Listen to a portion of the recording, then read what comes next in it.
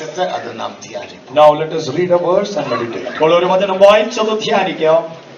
എസ്രാവിൻ പുസ്തകം 7-ാം അധ്യായം 21-23 വചനം മുടിയെ. The book of Ezra, 7th chapter, 21st verse to 23rd verse. എസ്രായുടെ പുസ്തകം 7-ാം അധ്യായം 21-ാം വാക്യം മുതൽക്ക് 23-ാം വാക്യം വരെ. എസ്ര 7:21-23 മുടിയെ.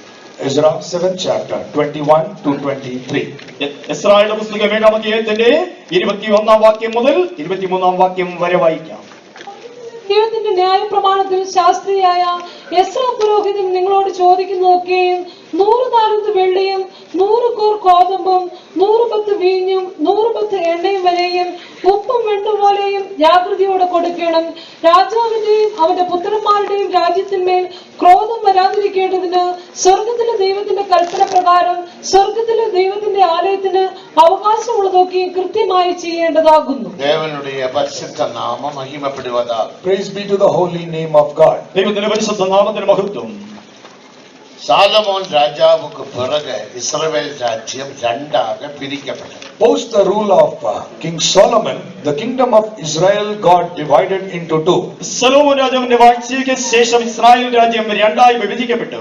10 ഗോത്രങ്ങളുള്ള വടരാജ്യം അതൊക്കെ ഇസ്രായേൽ രാജ്യം എന്ന് പേർ. അതിന്റെ തലനഗരം Samariya. One was a kingdom which had comprised of the 10 tribes of Israel, having the capital as Samaria. ഇസ്രായേലിലെ 10 ഗോത്രങ്ങൾ ഉൾക്കൊണ്ടതായ ഇസ്രായേൽ എന്ന് പറയുന്ന രാജ്യം തലസ്ഥാനം ശമരിയായിരുന്നു.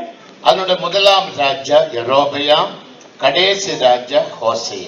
And the first king therein was King Jeroboam, and the last was Hosea. അതിലെ ഒന്നാമത്തെ രാജാവ് യെരൊബെയാമും അവസാനത്തെ രാജാവ് ഹോശേയുമായിരുന്നു. BC ക്രിസ്തുവുക്ക് മുൻ 721-ാം ആണ്ടിൽ അസീറിയ രാജാക്കൾ വന്ന് இந்த രാജ്യത്തെ ഇസ്രായേൽ രാജ്യത്തെ വടരാജ്യത്തെ പിടിച്ചു കൊണ്ടുപോനാർ. In BC 721, the king of Assyria came and captured this kingdom of north. BC 721-ാം ആണ്ടിൽ അശൂർ രാജാക്കന്മാർ കടന്നു വന്ന ഈ രാജ്യത്തെ പിടിച്ചുകൊണ്ടുപോയി. അവർ ദേശത്തിൽ 4 പകുതിയിലും ചിതറടിക്കപ്പെട്ടാർ. They were scattered all across the 4 directions of the world. ദേശത്തിന്റെ രാജ്യത്തിന്റെ ഭൂമിയുടെ 4 കോണിലേക്കും അവർ ചിതറിപ്പോകുവാനിടയായി. അതിൽ கொஞ்சம் പേർ കേരളാവിൽ കൊച്ചിയിലും, கொஞ்சம் പേർ മഹാരാഷ്ട്രാവിൽ പൂനാവിലും, கொஞ்சம் പേർ മേഘാലയ എന്ന മാநிலത്തിലും വന്നാർ. And out of which a small portion of people came down to Kochi in Kerala, and a portion went to Pune in Maharashtra,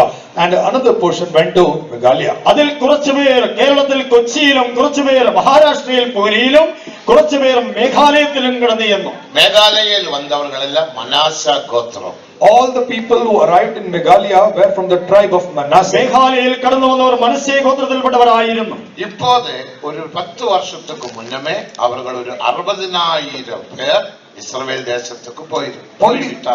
Approximately 10 years ago, about 60,000 people of them went back to Israel. ഏറെക്കുറെ 10 വർഷത്തിന് മുൻപായി 60,000-ഓളം പേർ അവർ ഇസ്രായേലിലേക്ക് മടങ്ങിപ്പോയി. ദേവനുക്ക് മഹിമ. Praise be to God. ദൈവത്തിന് സ്തോത്രം. അടുത്ത രാജ്യം യൂദ രാജ്യം. And the next kingdom was called the kingdom of Judah. മറ്റേ രാജ്യം യഹൂദ.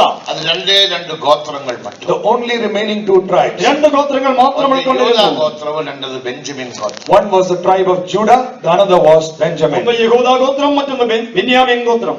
അതിന്റെ തലനഗരം യെരുശലേം. Having their capital as Jerusalem. അതിന്റെ തലസ്ഥാനം യെരുശലേമായിരുന്നു. 20 രാജാക്കൾ എഴുമ്പിനാർ. And 20 kings came up in this kingdom. 20 രാജാക്കന്മാർ ഈ രാജ്യത്തിൽ എഴുന്നേറ്റു. വടേ രാജ്യത്തിൽ 19 രാജാക്കൾ. And the kingdom of north, 19 kings. വടക്കൻ രാജ്യത്തിൽ 19 രാജാക്കന്മാർ. രാജ്യം എന്ന് പേർ. This was called the kingdom of the south. ഇത് തെക്കേ രാജ്യം എന്ന് വിളിക്കുന്നു. അതൊക്കെ യൂദ രാജ്യം, തലനഗരം യെരുശലേം. And that was called the kingdom of Judah, having the capital as Jerusalem. യഹൂദ രാജ്യം എന്നറിയപ്പെട്ട തലസ്ഥാനം യെരുശലേമായിരുന്നു. ദേവനുക്ക് മഹിമ. Praise be to God. ദൈവത്തിന്റെ മഹത്വം. 2 മുறை இந்த യൂദ രാജ്യം അടിമത്തനത്തിൽ പോനാர்கள். Twice did this kingdom of Judah go under captivity. ഈ യഹൂദ രാജ്യം 2 പ്രാവശ്യം അടിമത്തത്തിലേക്ക് പോയി.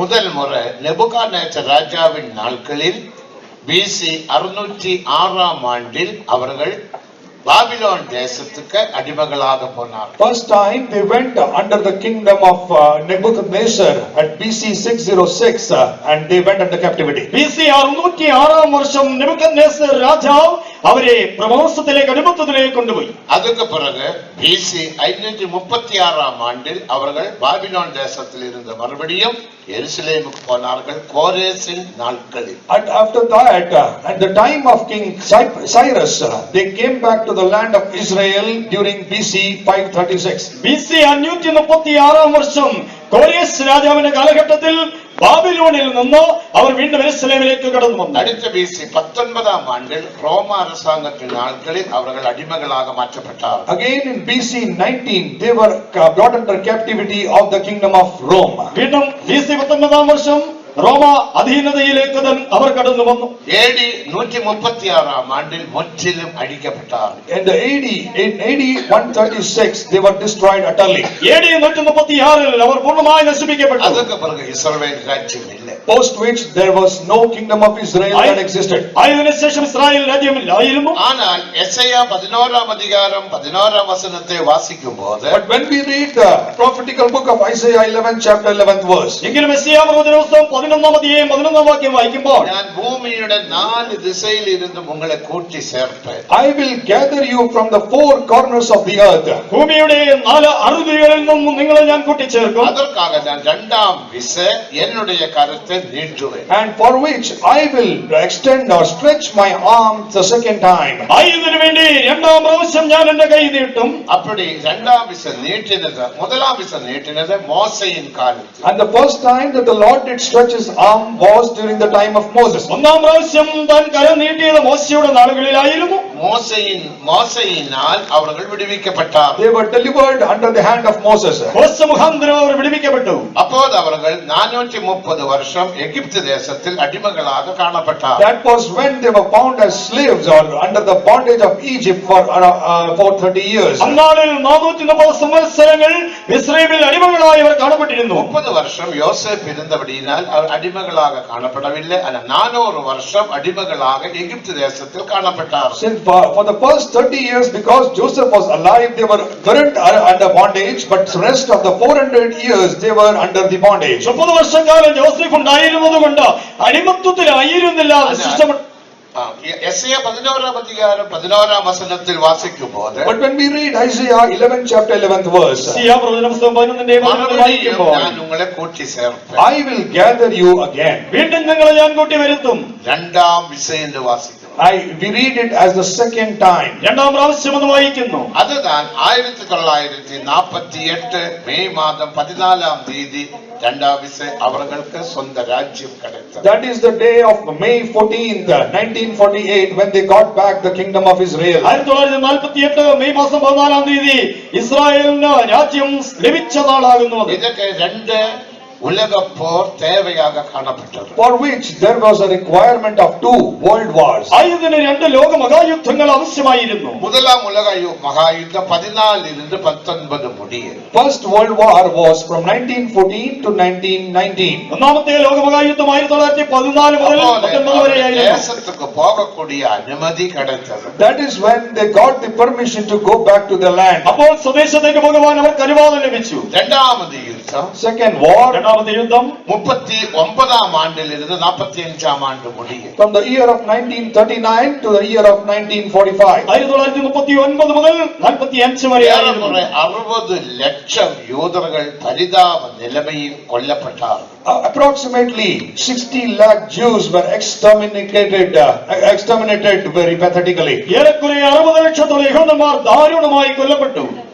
ஆனாலும் தேவனுடைய தீர்க்க தரிசன வசனத்தின்படி but still according to the prophecy of the word of God, എങ്കിലും ദൈവവചനത്തിലെ പ്രവചന വാക്യത്തിൻ പ്രകാരം 2 ராஜ்யமாயிராமல் ஒரு ராஜ்யமாக கூட்டி சேர்ப்பேன் என்று யோவேல் சொன்ன வசனத்தின்படி ஒரு ராஜ்யமாக அவர்கள் 1948 மே மாதம் 14ஆம் தேதியில் ஒரு ராஜ்யமாக மாற்றப்பட்டார். According to the prophetical word in the book of Joel, without becoming 2 kingdoms, they got joined as one kingdom, which come to be fulfilled in the day of May 14th, 1948. യോവേൽ പ്രവചനത്തിൽ പറഞ്ഞിരിക്കുന്ന പ്രകാരം രണ്ട് രാജ്യമായിട്ടല്ല ഒരു രാജ്യമായി തന്നെ കൂട്ടി വരുത്തുമെന്ന് പറഞ്ഞതും പോലെ 1948 മെയ് മാസം 14-ാം തീയതി ഒരേ ഒരു രാജ്യമായി കൂട്ടി വരപ്പെട്ടു. നെബുക്കദ്നേസർ രാജാവിன் நாட்களில் இஸ்ரவேல் மக்களை அடிமைகளாக பாபிலோன் தேசத்துக்கு கொண்டு போனார். During the period of King Nebuchadnezzar, children of Israel were taken as bondage to Babylon. Nebuchadnezzar രാജാവിന്റെ വാഴ്ചയുടെ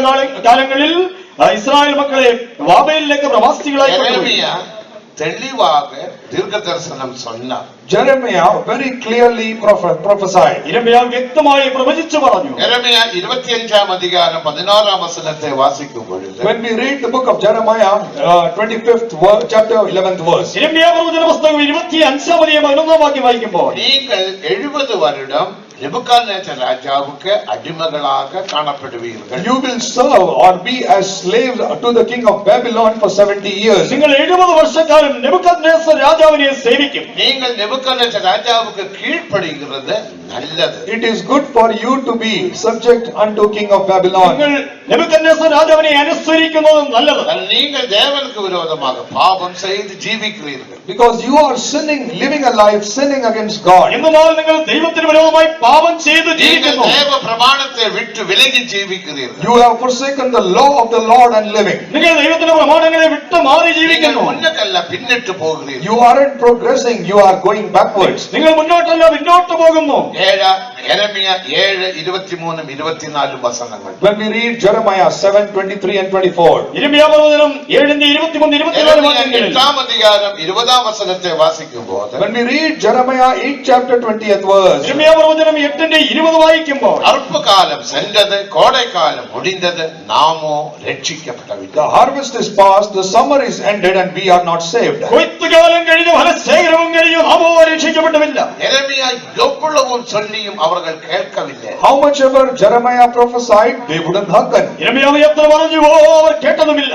യെരമിയാ 6-ാം അധ്യായം 25-ാം വചനത്തെ വാസിക്കുമ്പോൾ, When we read Jeremiah 6 chapter 25th verse. യിരെമ്യാവ് പ്രവചനം 6:25 വായിക്കുമ്പോൾ, വയൽവെളിയെ പോകാത്തവர்கள் വഴിയിലും ഇല്ലാത്തവர்கள் അങ്ങ് ഭയങ്കരവും യുദ്ധവും ഉണ്ടാകും. Go not forth into the field, nor walk by the way. There is a terrible fighting or battle there. വയലിലേക്ക് ചെല്ലരുത്, വഴിയിൽ നടക്കുകയും വരുന്നത്, അവിടെ ശത്രുവിന്റെ വാളും ചുറ്റും ഭയവും ഉണ്ട്. യെരമിയാ 6-ാം അധ്യായം 16-ാം വചനത്തെ വാസിക്കുമ്പോൾ, When we read Jeremiah 6 chapter 16th verse. യിരെമ്യാവ് പ്രവചനം 6:16 വാക്യം വായിക്കുമ്പോൾ, പൂർവ വഴിയില് നിന്റെ എന്ത് വഴി നല്ലതെന്ന് പാർത്ത് അതിലേ നടവുങ്ങൾ, അപ്പോൾ നമ്മുടെ ആത്മാവുക്ക് ഇളൈപ്പാറുതൽ ഉണ്ടാകും എന്ന് சொன்னார். Stand ye in the ways and see, and ask for the old paths, where is the good way, and walk therein, and ye shall find rest for your souls. നിങ്ങൾ വഴികളിൽ ചെന്ന് നല്ല വഴി ഏതെന്ന് ചോദിച്ചതിൽ നടപ്പിൽ, എന്നാൽ നിങ്ങൾക്ക് ആത്മാക്കൾക്ക് വിശ്രാമം ഉണ്ടാകും. கீழ்ப்படியாய்மையை காட்டி தேவனுக்கு விரோதமான பாவம் செய்தால் நிச்சயமாக தேவன் கைவிடுவார். If you be disobedient to the words of the Lord, and if you sin continually sin against the Lord this way, the Lord will forsake your hand. നിങ്ങൾ ദൈവത്തിന്റെ വഴികളെ അനുസരിക്കാതെ അവന് വിരോധമായി പ്രവർത്തിച്ചാൽ നിശ്ചയമായി ദൈവം നിങ്ങളെ കൈവിടും. தேவன் எனக்கு தெளிவாக சொன்னார்.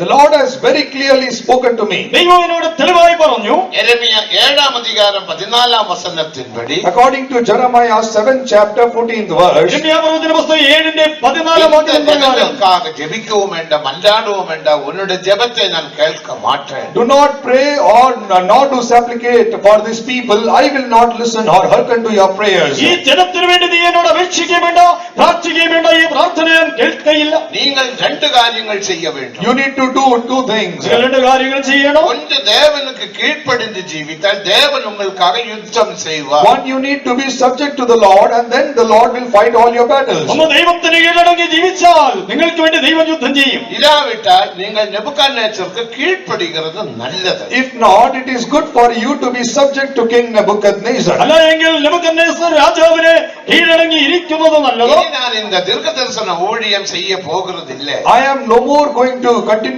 this ministry of ഇനി prophesying. ഞാൻ പ്രവചന ശുശ്രൂഷ ചെയ്യുവാൻ പോകുന്നില്ല. ஆண்டவரே, இந்த ஊழியம் எனக்கு போதும். Oh Lord, enough. This ministry is enough. I'm going to end this ministry. കർത്താവേ, ഈ ശുശ്രൂഷ എനിക്ക് മതി. ஆனபடியால் இந்த ஜனங்களுக்காக நான் கண்ணீர் விட்டு ஜெபிக்க போகிறேன். യെരമിയാ 9-ാം അധ്യായം 1-ാം വചനം. Jeremiah 9 chapter 1st verse, he says, therefore I am going to cry out for these people. യിരെമ്യാവ് പ്രവചനം 9-ാം അധ്യായത്തിന്റെ 1-ാം വാക്യം പറയുമ്പോൾ, ഇനി ഞാൻ ഈ ജനത്തിനു വേണ്ടി പ്രാർത്ഥിക്കുവാൻ പോകുന്നു. இவ்விதமான நன்மையான காரியங்களை நல் சுவிசேஷங்களை எரேமியா சொல்லும்போது அந்த ராஜாவுக்கும் ஜனங்களுக்கும் கோபம் வந்து எரேமியாவை அடித்து துன்பப்படுத்தி பலவிதமான முதலில் சிறைசாலைக்குள் போட்டார், அதுக்கு அங்கே தூக்கினார், பின்ன தண்ணீர் இல்லாத கிணற்றுக்குள்ள போட்டார், அங்கே இருந்து தூக்கினார், பின்ன பழுதான ஒரு கிணற்றுக்குள்ள போட்டார், அங்கே பல விதத்தில் துன்பப்படுத்தினார்.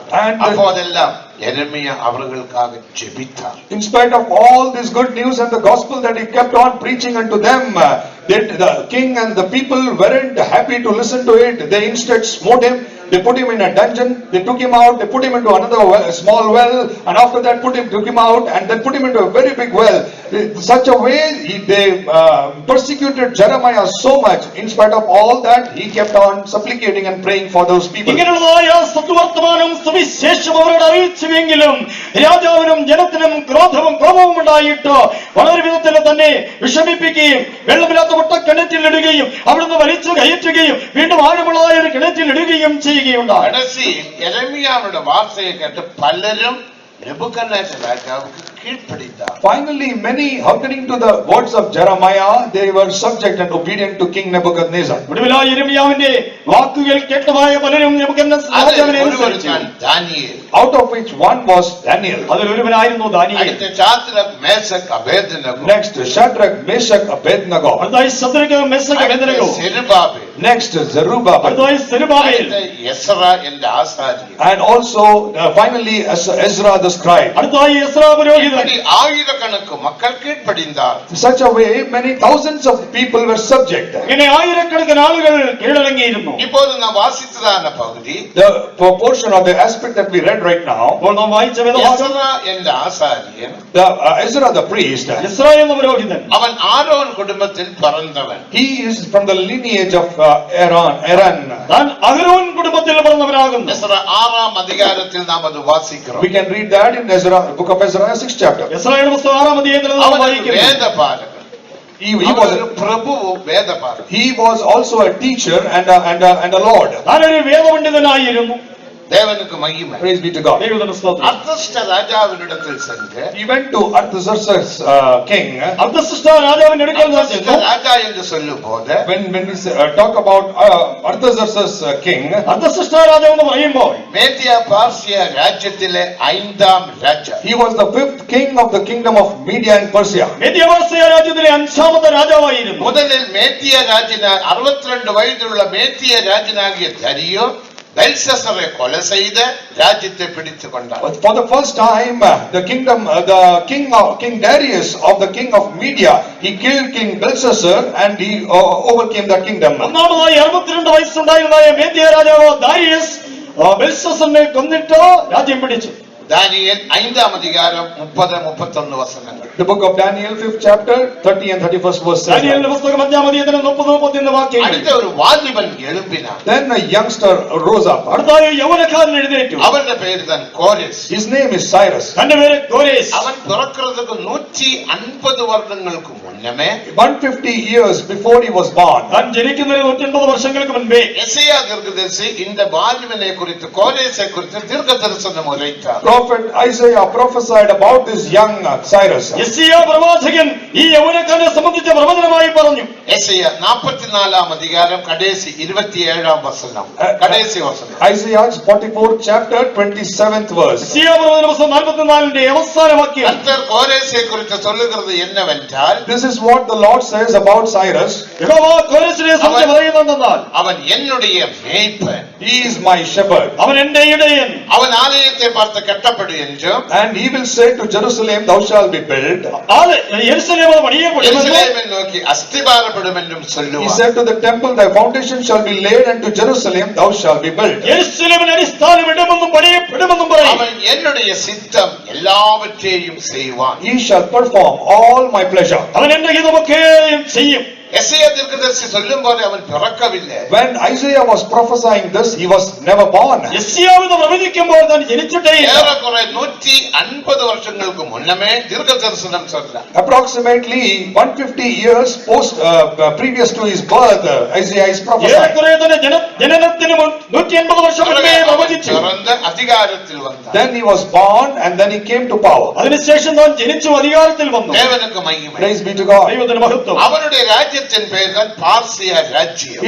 The name of his kingdom was the kingdom of Persia. തന്റെ രാജ്യത്തിന് പേര് പാർസി രാജ്യം എന്നായിരുന്നു. தரியு என்ன செய்தார்? What did Darius do? Darius എന്ത് ചെയ്തു? அவன் 62 வயதுள்ள வயசானவன். He was a 62-year-old man. Darius 62 വയസ്സുള്ളവനായിരുന്നു. வாலிபனுக்கு கீழ்ப்படுகிறது அல்லது வாலிபனால யுத்தத்தில் தோற்று போவது நல்லதல்லேன்னு சொல்லி அவனுடைய மகளை கோரேசுக்கு விவாகம் செய்து கொடுத்தான். He said instead of subjecting himself to a young man, he instead got his daughter married to King Cyrus. ഒരു യൗവനക്കാരന് കീഴടങ്ങിയിരിക്കുന്ന നല്ലതല്ലെന്ന് പറഞ്ഞുകൊണ്ട് തന്റെ മകളെ തനിക്ക് വിവാഹം ചെയ്തു കൊടുത്തു. இப்போது தரியு மாமனாராகவும் கோரேஸ் மருமகனாகவும் மாற்றப்பட்டான். Now King Darius became the father-in-law and King Cyrus his son-in-law. ഇപ്പോ ദാരിയസ് രാജാവ് അമ്മായിപ്പനായും കോരേസ് രാജാവ് തന്റെ മരുമകനുമായും. அப்படிதான் மேதியா பார்சியா சாம்ராஜ்யம் என்று வந்தது. That is how the kingdom got to be called as Media Persia kingdom. അപ്രകാരമാകുന്നു രാജ്യം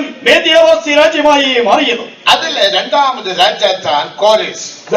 In that kingdom, the second king was King Cyrus. അതിലെ രണ്ടാമത്തെ രാജാവായിരുന്നു കോരേസ്. അവന്റെ മകന്റെ പേര് தான் അർത്തശഷ്ടാ. His son was named as Artaxerxes. തന്റെ മകന്റെ പേരായിരുന്നു അർത്തശഷ്ടാ. അർത്തശഷ്ടാവുക്ക് ഭൂചരിത്രത്തിൽ അല്ലെങ്കിൽ വേൾഡ് ഹിസ്റ്ററിയിൽ കാമ്പസസ് എന്ന് എഴുതപ്പെട്ടത്. The world history refers to that king Artaxerxes as campuses. അർത്തശഷ്ടാ രാജാവിനെ സംബന്ധിച്ച് ലോക ചരിത്രത്തിൽ കാമ്പസസ് എന്ന് പറഞ്ഞിരിക്കുന്നു. എസ്രാ ഒന്നാം അധികാരത്തെ വാസിക്കുമ്പോൾ When we read the first chapter of the book of Ezra, Israel പുസ്തകം 1-ാം അധ്യായം വായിക്കുമ്പോൾ അധികാരത്തിൽ വന്നപ്പോൾ when King Cyrus came to power, കോരേസ് അധികാരത്തിൽ വന്നപ്പോൾ ഇസ്രായേൽ മക്കളെ കൂപ്പിട്ട് he called the children of Israel, Israel ജനങ്ങളെ വരുത്തി സെരുബ്ബാബേലെ കൂപ്പിട്ട് called Zerubbabel, സെരുബ്ബാബേലിനെ വിളിച്ചു, നിങ്ങൾ ഉങ്ങളുടെ ദേശத்துக்கு പോകலாம். you can go back to your land. നിങ്ങൾക്ക് നിങ്ങളുടെ ദേശത്ത് പോകാം. தேவன் என்னுடைய மனதை மாற்றினார். God has transformed my mind. ദൈവം എന്റെ മനസ്സ് മാറ്റി. உங்களுக்கு ஒரு ஆலயம் உண்டு. You had a temple. നിങ്ങൾക്കൊരു ആലയം அந்த ஆலயத்தை கட்டிக்கொள்ளுங்கள். You need to build that temple. ആ ആലയം നിങ്ങൾ പണിയുവീൻ. ஜீவனுள்ள தேவனை ஆராதனை செய்யுங்கள். You worship the living God. ജീവിക്കുന്ന ദൈവത്തെ ആരാധിപ്പീൻ. தேவன் என்னுடைய மனதை மாற்றினார். The Lord has transformed my mind. ദൈവം എന്റെ മനസ്സ് മാറ്റി. நேபுகத்நேசர் ராஜா கொண்டு வந்ததான வெள்ளியும் பொன்னினாலும் செய்யப்பட்ட 5400 பாத்திரங்களை திருப்பி கொடுத்தார். He gave back those 5,400 vessels of silver and gold that Nebuchadnezzar had brought under captivity in the kingdom of Babylon. Nebuchadnezzar രാജാവ് കൊണ്ടുവന്നതായ പൊന്നിലും വെള്ളിയിലും തീർത്ത 5400 പാത്രങ്ങളെ മടക്കി കൊടുത്തു. இந்த பாத்திரங்கள் உங்களுடைய தேவாலயத்துக்கு தேவை. These vessels are needed for your house. ഈ പാത്രങ്ങൾ നിങ്ങളുടെ ആലയത്തിന് ആവശ്യമാണ്. இந்த பாத்திரங்களையும் கொண்டு போங்க. While you go back, you take away these vessels as well. നിങ്ങൾ പോകുമ്പോൾ ഈ പാത്രങ്ങളും കൊണ്ടുപോകുവീൻ. எஸ்ரா முதலாம் அதிகாரம் 10-11 வசனங்கள். Ezra first chapter 10th and 11th verse. Israel പുസ്തകം 1-ാം അധ്യായം 10-11 വാക്യങ്ങൾ. 5400 പാത്രങ്ങൾ എന്ന് നാം വാസിக்கிறோம். We read 5,400 vessels. 5400 പാത്രങ്ങൾ എന്ന് വായിക്കുന്നു. அவனுடைய மகன் அவனுடைய பேரும் அர்த்தசஷ்டா number 1. And his son was named as Artaxerxes I. തന്റെ മകന്റെ പേര് അർത്തശഷ്ടാ ഒന്നാമൻ. தேவனுக்கு மகிமை. Praise be to God. ദൈവത്തിന് அவன் സ്തോത്രം. தன்னுடைய தகப்பனாருடைய கட்டளையே அப்படியே விரோதித்தான், நிப்பாட்டினான். And he disobeyed his father's commandment and stopped all the things. തന്റെ അപ്പന്റെ കൽപ്പനയെ അവൻ നിരസിച്ച് അവിടെ നിർത്തൽ ചെയ്തു. எஸ்ரா 4-ാം அதிகாரம் 11-ാം വസനം. Ezra 4th chapter 11th verse. Israel പുസ്തകം 4-ാം അധ്യായം 11-ാം വാക്യം. இந்த அர்த்தசஷ்டாவுக்கு ஒரு மகன் பிறந்தான். And this King Artaxerxes had a son. ഈ അർത്തശഷ്ടാവിന് ഒരു മകൻ ജനിച്ചു. அவனுடைய பேரு தான் தரியு. His name was Darius. അവന്റെ പേര് ദാരിയാവേസ്. அவன் சொன்னான், எந்த தகப்பன் நிரோதித்தது சரியில்லை, என்ற தாத்தா சொன்னதுதான் சரி என்று சொல்லி மறுபடியும் கட்டளையை புறப்படுவித்தார். நீங்கள் எருசலேம் தேவாலயத்தை கட்டுங்கள். And he said, my father was wrong in stopping the people of God, and therefore whatever my grandfather commanded, I will obey it. You please start building the temple again. അവൻ പറഞ്ഞു, എന്റെ അപ്പൻ അങ്ങനെ നിരോധിച്ചത് ശരിയല്ല, എന്റെ വല്യപ്പച്ചൻ പറഞ്ഞതാകുന്നത് ശരി, ആയതിൻ പ്രകാരം നിങ്ങൾ ആലയം പണിവീൻ. அந்த தரியோனோட மகன் தான் அர்த்தசஷ்டா second. And Darius had a son who was named as Artaxerxes II. ആ ദാരിയാവേശിന്റെ മകനായിരുന്നു അർത്തശ്ശേഷ്ടാവ് രണ്ടാമൻ. அவனுடைய சமயத்தில் During his tenure, അവന്റെ സമയം அவன் ஒரு கட்டளையை புறப்படுவித்தார். he proclaimed a commandment. താൻ ഒരു കൽപ്പന പുറപ്പെടുവിച്ചു. அவன் எஸ்ரா ஆசாரியனை கூப்பிட்டு He called Ezra the priest. Ezra പുരോഹിതനെ താൻ വിളിച്ചു. கோரே சொன்னதான கட்டளை உண்மை. The commandment of King Cyrus is the right one. കോരേശിന്റെ കൽപ്പന ശരി തന്നെ. எந்த தாத்தாவாகிய அர்த்தசஷ்டா அது சரி என்று தரியு அது சரி என்று வைத்தார். My grandfather King Darius stopped it. എന്റെ நானும் அதை சரி என்று வைக்கிறேன். I also keep it as if it is right. ഞാനും അത് ശരിയെന്ന് സമ്മതിക്കുന്നു. அப்ப பாசி ராஜ்யத்திலே நாலு ராஜாக்கள், ஒன்று கோரேஸ், இரண்டாவது அர்த்தசஷ்டா 1, அடுத்தது தரியு, அடுத்தது அர்த்தசஷ்டா 2. And there are 4 kings that we are speaking of right now in the kingdom of Media and Persia. One is King Cyrus, his son Artaxerxes I, his son King Darius, and his also the 4th son who is King Artaxerxes II. Parsi രാജ്യത്തിൽ 4 രാജാക്കന്മാർ. ഒന്ന് ദാരിയാവേശ്, 2 അർത്തശ്ശേഷ്ടാവ് ഒന്നാമൻ, 3 ദാരിയാവേശ്, 4 അർത്തശ്ശേഷ്ടാവ് രണ്ടാമൻ. தேவனுக்கு மகிமை. ஆனபடியால் தான் Ezra 7ஆம் அதிகாரம் 16ஆம் வசனத்தை வாசிக்கும் போது, And therefore in the book of Ezra 6th chapter 16th verse, അതുകൊണ്ട് എസ്രായുടെ പുസ്തകം 7-ാം അധ്യായം 16-ാം വാക്യം വായിക്കുന്നു. பாசி ராஜாக்களாகிய கோரேசினுடைய நாட்களிலும் தரியுவினுடைய நாட்களிலும் அர்த்தசிஷ்டா ராஜாவின் நாட்களிலும் ஆலயம் கட்டப்பட்டது என்றுதான் வாசிக்கிறோம். and therefore we read that during the tenure of King Artaxerxes and King Darius and King Cyrus, the temple was built. അർത്തശ്ശേഷ്ടാ രാജാവിന്റെ കാലത്തും ദാരിയാവേശിന്റെ കാലത്തും കോരേശിന്റെ കാലത്തും ആലയം പണിയപ്പെട്ടു എന്ന് പറഞ്ഞിരിക്കും. தேவனுக்கு மகிமை. Praise be to God. ദൈവത്തിന് സ്തോത്രം. இப்போது அர்த்தசிஷ்டா 2 அவன் எஸ்ராவை கூப்பிட்டு, Now Artaxerxes II, he called Ezra. ഇപ്പോൾ അർത്തശ്ശേഷ്ടാ രണ്ടാമൻ എസ്രയെ വിളിച്ചു. நீங்கள் உங்களுடைய தேவாலயத்தை கட்டலாம். You can continue building your temple. നിങ്ങൾക്ക് നിങ്ങളുടെ ആലയം പണിയാം. செருபாபேல் செய்த வேலையுடைய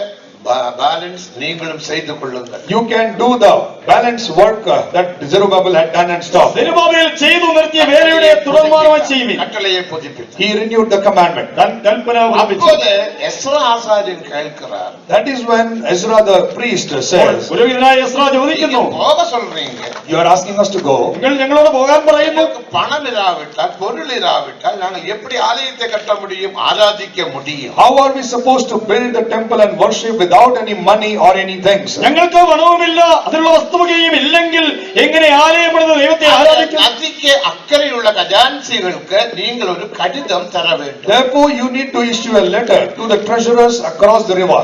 നദിക്കക്കരെയുള്ള ഭണ്ഡാര വിചാരകന്മാർക്ക് കത്ത് തരയണം. தேவனுக்கு மகிமை. Praise be to God. ദൈവത്തിന് സ്തോത്രം. அமிதமான கத்தினுடைய சுருக்கம் தான் இப்போது நாம் வாசிக்க கேட்டோம். That is one of the small portion of the content of that letter is what we read just now. അങ്ങനെ എഴുതിയ കത്തിന്റെ ചുരുക്കമാകുന്നു ഇപ്പോൾ നാം വായിച്ചു കേട്ടത്. அர்த்தசஷ்டா ராஜா எழுதுவது என்னவென்றால், Even I, Artaxerxes the king, is what make a decree. അർത്തശ്ശേഷ്ടാ രാജാവായ ഞാൻ എഴുതുന്നത് இந்த എന്തെന്നാൽ, Ezra ஆசாரியனுக்கு Whatsoever this Ezra the priest, ഈ പുരോഹിതനായ ശാസ്ത്രീയ എസ്രയ്ക്ക് 100 தாலந்து வெள்ளியும், he needs 100 talents of silver, 100 താലന്ത് വെള്ളിയും, 100 கல கோதுமையும், 100 measures of wheat, 100 കോർ ഗോതമ്പും, 100 கல திராட்சரசமும், 100 pots of wine, 100 പത്ത് വീഞ്ഞും, 100 கல எண்ணெயும், 100 pots of oil, 100 പത്ത് എണ്ണയും, தேவையான உப்பும் நீங்கள் கொடுக்க வேண்டும். and salt without prescribing how much. വേണ്ടും പോലെ ഉപ്പും കൊടുക്കണം. அப்படி நீங்கள் செய்யாவிட்டால் If you do not do this, അങ്ങനെ നിങ്ങൾ ചെയ്തില്ലെങ്കിൽ தேவனுடைய கோபம் வருவாங்க. the wrath of the God of heaven will come upon you. ദൈവത്തിന്റെ കോപം കടന്നു വരും. தேவனுக்கு மகிமை. Praise be to God. ദൈവത്തിന് മഹത്വം. அப்படியே அவர்கள் செய்தார்கள். They did so accordingly. അവർ അങ്ങനെ തന്നെ ചെയ്തു. ஆலயம் கட்டப்பட்டது. The temple was built. ആലയവും പണിതു. 3 பேருடைய தலைமையில் தேவாலயம் கட்டப்பட்டது. The temple was built under the leadership of 3 people. 3 പേരുടെ നേതൃത്വത്തിൽ ആലയം പണിയപ്പെട്ടു. Zerubbabel, One was Zerubbabel. സെരുബ്ബാബേൽ, இரண்டாவது எஸ்ரா ஆசாரியன், Second, the Ezra the priest. 2 Ezra പുരോഹിതൻ, மூன்றாவது நெகேமியா. Third, Nehemiah. 3 നെഹെമ്യാ. காரணம் 3 ராஜாக்களுடைய தலைமையில் அவர்கள் அடிமைகளாக பிடிக்கப்பட்டார்கள். They were brought under the bondage of 3 kings. 3 രാജാക്കന്മാരുടെ അധീനതയിൽ അടിമകളായി അവർ പിടിക്കപ്പെട്ടിരുന്നു. ஒன்று யோயாக்கீம் என்ற ராஜாவினுடைய தலைமை. Firstly, there was a king named Jehoiakim. ഒന്ന് യഹോയാക്കീം എന്ന് പറയുന്ന രാജാവ്, இரண்டாவது யோயாக்கீம், And second, Joachim. രണ്ടാമത് യോയാക്കീം, മൂന്നാമത് സിദക്കിയ. The third was Zedekiah. മൂന്ന് സിദക്കിയാവ്. தேவனுக்கு மகிமை. Praise be to God. ദൈവത്തിന് സ്തോത്രം. இவரெல்லாம் தேவனுக்கு விரோதமான அக்கிரமம் செய்த ராஜாக்கள். They were the kings who did lot of terrible things against God. ദൈവത്തിന് വിരോധമായി വളരെ മോശമായ പ്രവൃത്തി ചെയ്തവരാണ്. இதுதான் சரித்திர பகுதி. This is the historical part. ഇത് ചരിത്രത്തിന്റെ ഭാഗമാണ്. இதிலிருந்து நாம் கற்றுக்கொள்ளுகிற அநேக சத்தியங்கள் உண்டு. There are many truths that we receive from these portions. ഇതിൽ നിന്ന് നാം പ്രാപിക്കുന്ന അനേക സത്യങ്ങളുണ്ട്. நாம் ஆவிக்குரிய இஸ்ரவேல் மக்கள் என்று நமக்கு யாவருக்கும் தெரியும். We all are very well aware that we are the spiritual children of Israel. നാം എല്ലാവരും ആത്മീയ ഇസ്രായേൽ എന്ന് എല്ലാവരും അറിയുന്നല്ലോ. நமது வாழ்க்கை During our life, നമ്മുടെ ജീവിതത്തിൽ பரிசுத்தாவின் அபிஷேகத்தினால் by the anointing of the Holy Ghost, പരിശുദ്ധാത്മാ അഭിഷേകത്താൽ தேவனுடைய ஆலயம். I am the temple of God. ഞാൻ ദൈവത്തിന്റെ இந்த ആലയമാണ്. ஆலயத்தில் In this temple, ഈ ആലയത്തിൽ இந்த 5 பொருட்கள் தேவையாக காணப்படுகிறது. these 5 items must be found. ഈ 5 വസ്തുക്കൾ കാണപ്പെടണം. முதலாவது வெள்ளி, First, silver. ഒന്നാമതായി വെള്ളി, இரண்டாவது கோதுமை, Second, wheat. 2 ഗോതമ്പ്, மூன்றாவது திராட்சரசம், Thirdly, wine. 3 വീഞ്ഞ്, நாலாவது எண்ணெய், Fourthly, oil. 4 എണ്ണ, ஐந்தாவது உப்பு. Fifth, salt. 5 ഉപ്പ്. இதெல்லாம் அனுபவங்களாக நமது ஜீவியத்தில் காணப்பட வேண்டும். These need to be as experiences found in our life. ഇവയൊക്കെയും അനുഭവങ്ങളായി നമ്മുടെ ജീവിതത്തിൽ பழைய കാണണം. ஏற்பாட்டில் இதெல்லாம் பொருட்களாக காணப்பட்டது. During the Old Testament, these were simply items. പഴയ നിയമത്തിൽ ഇതൊക്കെ വസ്തുക്കളായി കാണപ്പെട്ടു. புதிய ஏற்பாட்டில் இதெல்லாம் அனுபவங்களாக காணப்பட வேண்டும். But the New Testament, these all must be experiences. എങ്കിലും ആ പുതിയ നിയമത്തിൽ ഇത് അനുഭവങ്ങളായി കാണണം. புதிய ஏற்பாட்டில் நாம் எல்லாம் அனுபவிக்கிறவர்கள். We are the ones experiencing everything in the New പുതിയ Testament. നിയമത്തിൽ നാം എല്ലാം അനുഭവിക്കുന്നവരാകുന്നു. எழுத்தின்படி நாம் ஒன்றும் செய்ய வேண்டிய அவசியம் இல்லை. We need not do anything literally. അക്ഷരപ്രകാരം ഒന്നും നാം ചെയ്യേണ്ട ആവശ്യമില്ല. தேவனுக்கு மகிமை. Praise be to God. ദൈവത്തിന് സ്തോത്രം. ரோமர் 5ஆம் அதிகாரம் 3ஆம் வசனத்தை வாசிக்கும் போது When we read Romans 5th chapter 3rd verse, റോമാലേഖനം 5ആം അധ്യായത്തിന്റെ 3-ാം വാക്യം വായിക്കുമ്പോൾ அங்க என்ன வாசிக்கிறோம்? what do we read there? അവിടെ നിന്ന് വായിക്കുന്നു, உபத்திரவம் பொறுமையையும் And tribulation bringeth patience. കഷ്ടത സഹിഷ്ണുതയെയും. பொறுமை தமிழில் பரீட்சை என்று எழுதியிருக்கும், ஆங்கிலத்தில் எக்ஸாம் അല്ലെങ്കിൽ அனுபவம் என்று தான் வாசிக்கிறோம், experience. And English it says patience worketh experience. ഇംഗ്ലീഷിൽ സഹിഷ്ണുത അത് അനുഭവത്തെയും എന്ന് വായിക്കുന്നു. உபத்திரவம் பொறுமை. Tribulation worketh patience. കഷ്ടത எந்த அளவுக்கு സഹിഷ്ണുതയും. நாம் உபத்திரவப்படுகிறோமோ To the measure that we get tribulated, എത്രയധികം നാം ഉപദ്രവിക്കപ്പെടുന്നുവോ தேவ நாமத்தில் படுகிற எல்லா உபத்திரவம் நமக்கு பொறுமையை உண்டாக்குகிறது. all the tribulation that we suffer in the name of the Lord worketh patience in us. ദൈവത്തിന്റെ നാമത്തിൽ നാം അനുഭവിക്കുന്ന കഷ്ടങ്ങൾ നമ്മൾ സഹിഷ്ണുത കൊണ്ടുവരുന്നു. அந்த பொறுமை நமக்கு அனுபவத்தை உருவாக்குகிறது. And those patience or that patience worketh experience in us. ആ സഹിഷ്ണുത നമ്മിൽ അനുഭവങ്ങൾ കൊണ്ടുവരുന്നു. அந்த அனுபவம் நமக்கு நம்பிக்கையை உண்டாக்குகிறது. And that experience bringeth forth or worketh hope. ആ അനുഭവം നമ്മിൽ പ്രത്യാശ ഉളവാക്കുന്നു. அந்த நம்பிக்கையானது சுத்திகரிப்பு உண்டாக்கும். And the hope worketh sanctification. ആ പ്രത്യാശ വിശുദ്ധി കൊണ്ടുവരുന്നു. நமக்கு எல்லா அனுபவம். Therefore, it is all experience for us. അതിനാൽ നമുക്കെല്ലാം അനുഭവങ്ങളാണ്. தேவனுக்கு மகிமை. Praise be to God. ദൈവത്തിന് മഹത്വം. அப்ப வெள்ளி என்று சொன்னால் அதனுடைய அனுபவம் என்ன? What is the experience of silver? വെള്ളി എന്ന് പറഞ്ഞാൽ അതിന്റെ അനുഭവം എന്തോ? முதலாவது எல்லாம் 100 என்ற அளவில் நாம் பார்க்கிறோம். And firstly, we see every measure is an 100. ഒന്നാമതായി 100 എന്ന അനുഭവത്തിൽ കാണുന്നു. 100 என்று சொன்னால் அர்த்தம் என்ன? What is the meaning of 100? 100 എന്ന് പറഞ്ഞാൽ അർത്ഥം എന്തോ? 100 என்று சொன்னால் பரிபூர்ணம். 100 shows perfection. 100 എന്ന് പറയുമ്പോൾ സമ്പൂർണ്ണത. தேவனுக்கு மகிமை. Glory be to God. ദൈവത്തിന് മഹത്വം. மத்தேயு 5ஆம் அதிகாரம் கடைசி வசனத்தை வாசிக்கும் போது Matthew 5th chapter last verse when we read, മത്തായിയുടെ സുവിശേഷം 5-ാം അധ്യായം അവസാന വാക്യം இயேசு വായിക്കുന്നു. கிறிஸ்து சொல்லுகிறார், Jesus Christ says, യേശു പറയുന്നു, என் பிதா சல்குண பூர்ணனாய் இருக்கிறது போல நீங்களும் பூர்ணராய் இருங்கள். you be also perfect as my heavenly Father is perfect. ആകയാൽ എന്റെ സ്വർഗീയ പിതാവ് സൽഗുണമുള്ളവനായിരിക്കുന്നത് പോലെ നിങ്ങളും என் സൽഗുണമുള്ളവരാകുവീൻ. பிதா அவர் பரிபூர்ணம் பூர்ணம். My Father is perfect. എന്റെ പിതാവ് அதே സമ്പൂർണ്ണനാണ്. போல நீங்களும் பரிபூர்ணம் உள்ளவராக காணப்பட வேண்டும். You also be as perfect like him. ആയതുപോലെ നിങ്ങളും സമ്പൂർണ്ണരായി കാണപ്പെടണം. சபைக்கு பரிசுத்த பவுல் சொல்லும்போது To the church when St. Paul writes, സഭയോട് വിശുദ്ധ പൗലോസ് പറയുമ്പോൾ எபிரேயர் 6ஆம் அதிகாரம் முதல் 2 வசனங்களில் Hebrews 6th chapter first 2 verses, എബ്രായ ലേഖനം 6-ാം അധ്യായത്തിന്റെ ആദ്യ 2 വാക്യങ്ങളിൽ பூர்ணராகும்படி கடந்து செல்லுவோமாக. let us go forth unto perfection. പൂർണ്ണതയിലേക്ക് നമുക്ക് കടന്നു ചെല്ലാം. பூர்ணராகும்படி நாம் கடந்து செல்ல வேண்டும். We need to go on unto perfection. പൂർണ്ണതയിലേക്ക് നാം കടന്നു ചെല്ലണം. എഫേസ്യർ 4:11-12 വചനങ്ങളിൽ വാസിക്കുമ്പോൾ Ephesians 4th chapter 11th and 12th verse when we read, എഫേസ്യ ലേഖനം 4:11-12 വാക്യങ്ങൾ വായിക്കുമ്പോൾ തലയാകിയ ക്രിസ്തുവുക്കുൾ എല്ലാവற்றிலேயும் പൂർണ്ണരാകുമ്പടി in order that we may all become perfect to the stature of the fullness of Christ, who is the head. തലയാകുന്ന ക്രിസ്തുവിൽ നാം പരിപൂർണരായി തീരേണ്ടതിന് 2 തിമോത്തിയും 3:16-17 വചനത്തിൻപടി According to 2 Timothy 3rd chapter 16th and 17th verse, 2 തിമോഥെയോസ് 3:16-17 വാക്യത്തിന് പ്രകാരം ദേവനുടെ മനുഷ്യനെ നീ എല്ലാവற்றிலேயும் തേറിനവനാകുമ്പടി that the man of God may be perfect, thoroughly furnished unto all good works. ദൈവത്തിന്റെ മനുഷ്യൻ സകല വിഷയത്തിലും വകപ്രാപിച്ച തികഞ്ഞവനാകേണ്ടതിന് കൊലോസിയർ 1:28 വചനത്തിൻപടി Colossians 1st chapter 28th verse, കൊലോസ്യ ലേഖനം 1:28 വാക്യത്തിന് പ്രകാരം നാം എല്ലാവற்றிலேயும் വളർന്ന് പൂർണ്ണപ്പെട வேண்டும் എന്ന് നാം വാസിக்கிறோം. we need to grow in Christ Jesus and become perfect is what we read. ക്രിസ്തുയേശുവിൽ സകലത്തിലും വളർന്ന് പൂർണ്ണത പ്രാപിക്കണമെന്ന് വായിക്കുന്നു. അപ്പോ നാം രക്ഷിക്കപ്പെട്ടാൽ மட்டும் പോതാതെ Therefore, it is not only important that we get saved. ആയതിനാൽ നാം രക്ഷിക്കപ്പെട്ടാൽ മാത്രം പോരാ, 100 മാർക്ക് വാങ്ങ வேண்டும். We need to gain the 100 out of 100 marks. 100-ൽ 100 മാർക്കും വാങ്ങണം. നമുക്കുടെ മാർക്ക് 100. Our marks is 100. നമ്മുടെ മാർക്ക് 100 തന്നെ. ദേവനുക്ക് മഹിമ. Glory be to God. ദൈവത്തിന് മഹത്വം. 99 പോരാ. 99 is not enough. 99 പോരാ. അതൊക്കെ ഞാൻ சொல்வதுണ്ട്. Therefore I say, അത് ഞാൻ പറയാറുണ്ട്. 100 minus 1 equal to ബൈബിളിൻ പടി 0. 100 minus 1 according to Bible it is 0. 100-ൽ 1 കുറച്ചാൽ വേദപുസ്തക പ്രകാരം 0 തന്നെ. ഉലകത്തിൻപടി 100 minus 1 equal to 99. Worldly knowledge says 100 minus 1 is 99.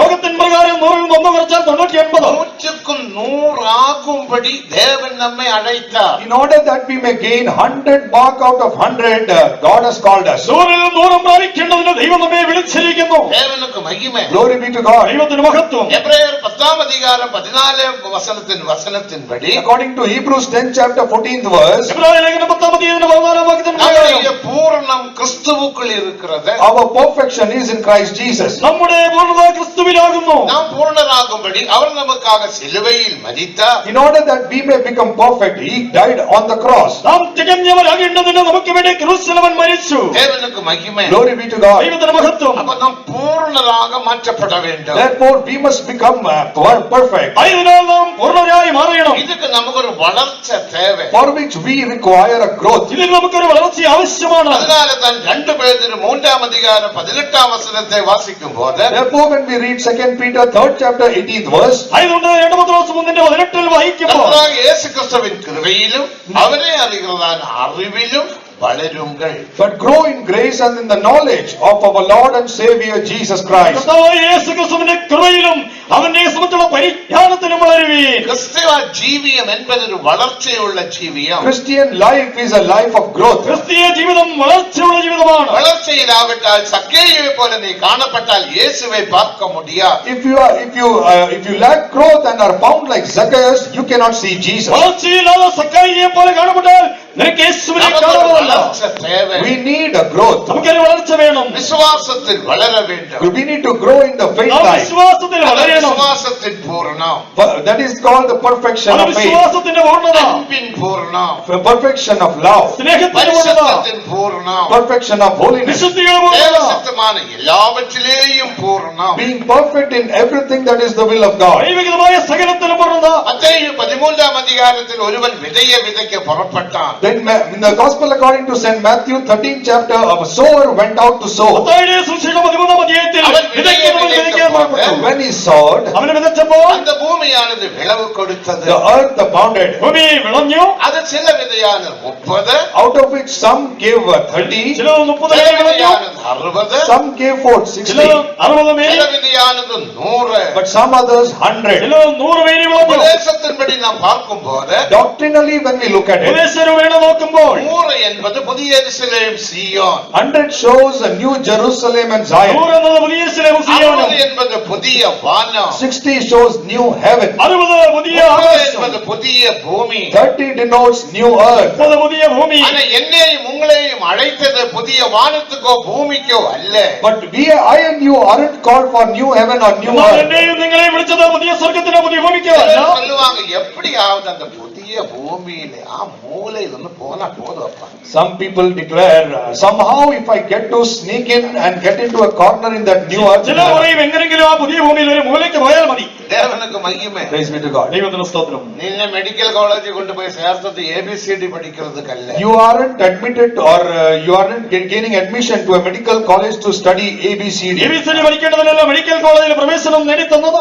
നീ அந்த இடத்துல ஒரு டாக்டராக மாற வேண்டும். In that place you must become a doctor. അവിടെ നീ ഒരു ഡോക്ടറായി മാറണം. டாக்டராக மாற வேண்டுமானால் If you have to become a doctor, നീ ഡോക്ടർ ആകണമെങ്കിൽ எல்லா സിലബസിൽ നീ പാസ് பண்ண வேண்டும் subject. you need to pass all the subjects. എല്ലാ പാഠ്യ വിഷയങ്ങളിലും പഠിച്ചു ജയിക്കണം. அடுத்தது ஓரல் பாஸ் பண்ண வேண்டும். After which you need to oral exam you need to pass. അടുത്തതായി ചോദ്യ പരീക്ഷയിൽ ജയിക്കണം. இன்டர்வியூ பாஸ் பண்ண வேண்டும். Post which you need to pass the interview. അടുത്തതായി അഭിമുഖത്തിൽ ജയിക്കണം. தேவனுக்கு மகிமை. Praise be to God. ദൈവത്തിന് സ്തോത്രം. மூன்று விதமான பூர்ணம் உண்டு MBBS ஸ்டூடெண்ட்க்கு. A MBBS student has 3 perfection. MBBS പഠിക്കുന്നവന് 3 വിധമായ ഉന്നതിയുണ്ട്. எல்லா சப்ஜெக்ட்டிலும் பாஸ் பண்ண வேண்டும். One, you need to pass all the subjects. ഒന്നാമത് എല്ലാ വിഷയങ്ങളിലും ஒரு ജയിക്കണം. சப்ஜெக்ட்டிலும் arrears இருக்கலாகா. There couldn't be any arrears in any ഒരു subject. വിഷയത്തിലും കുടിശ്ശിക വരരുത്. இரண்டாவது அந்த ஓரல் பாஸ் பண்ண வேண்டும். Second, you need to pass the oral exam. രണ്ടാമതായി ചോദ്യ പരീക്ഷ പാസ്സാകണം. விதமான நரம்புகள் கொண்டு வந்து வைப்பாங்க. They will place many types of nerves. പല ഞരമ്പുകൾ കൊണ്ട് വയ്ക്കും. இது என்ன என்று கேட்பாங்க. They will ask, what is this? ഇതെന്തെന്ന് ചോദിക്കും.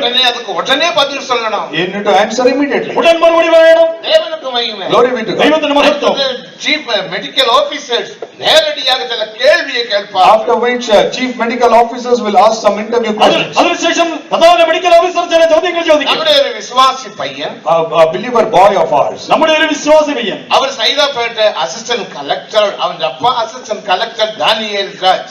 He was his father was an assistant collector of Saidapet, Daniel Raj. ഹസനപേട്ടയിലെ അസിസ്റ്റന്റ് കളക്ടറായിരുന്നു. அவரோட பையன் ஜோஷுவா. அவர் இங்கே தான் வேலை செய்யற வந்திருப்பாங்களோ தெரியாது. His son Joshua is somewhere working in the Gulf. He doesn't know he's here. തന്റെ മകൻ യോശുവ ഇവിടെ എവിടെയോ ജോലി ചെയ്യുന്നു. மூணுல பாஸ் பண்ணியாச்சு. He passed all 3 exams. ഈ മൂന്നിലും താൻ ജയിച്ചു. நாலாவது ஒரு கேள்வி கேட்டாங்க. Fourthly, they asked him something. നാലാമതൊരു ചോദ്യം ചോദിച്ചു.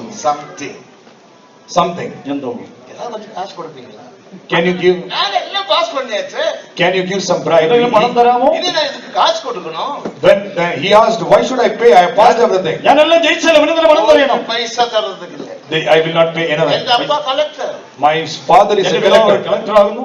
தேவனுக்கு மகிமை. Glory be to God. ஆ வருஷம் அவன் தோற்று போச்சு. He failed that year. ആ വർഷം താൻ തോറ്റുപോയി. ஐயோ அந்த வருஷம் அவன் பெற்ற பாடு, நானும் போய் பெற்ற பாடு, எனக்கும் அவனுக்கும் தெரியும், அந்த அம்மாவுக்கும் தெரியும். The trouble that he fell into that year and also the trouble that I fell. ஊழியக்காரருக்கு என்ன வேலை? ஒரு வேலையில சாப்பிட்டு தூங்க வேண்டும். Some people ask, what is the job of a worker or servant of God? They just எப்படி இருக்கிறாரு? look at Pastor MC. What is the job that he has? நான் சாப்பிடுகிற சாப்பாடு நீங்க 2 நாள் சாப்பிட்டால் நினைக்க கரவாடு மாதிரி மாறிவிடும். If you eat the food that the amount of food that I eat in 2 days, you will become lean as a stick. ഞാൻ കഴിക്കുന്ന ആഹാരം നിങ്ങൾ 2 ദിവസം കഴിച്ചാൽ നിങ്ങൾ ഉണക്കമീൻ പോലാകും. அதுக்கு இங்கிலீஷ் இல்ல. தேவனுக்கு மகிமை. Glory be to God. ദൈവത്തിന് മഹത്വം. அது மாதிரி இதெல்லாம் சாப்பாடு இல்ல. These are not the foods. ഇതൊന്നും ആഹാരമല്ല. இதெல்லாம் சந்தோஷம். This is only joy. ஆவி நிரம்ப கை தட்டி ஆவி நிரம்ப எனக்கு என்ன சந்தோஷம். பிரியாணி சாப்பிட்ட மாதிரி தான். When you clap, அதுக்கு நான் கூட்டம் முடித்தும் கூட மெட்ராஸ்ல பிலிவேட்ஸுக்கு தெரியும் 2 மணி நேரம் 3 மணி நேரம் அங்கே உட்கார்ந்துட்டு இருக்கோம். பார்த்தவங்க கரங்களை உயர்த்துங்க. அவர் மெட்ராஸ்ல எல்லாருக்கும் தெரியும். இங்கேயும் உட்கார போறேன். ஆனா இங்க இதுவாங்களோ தெரியாது.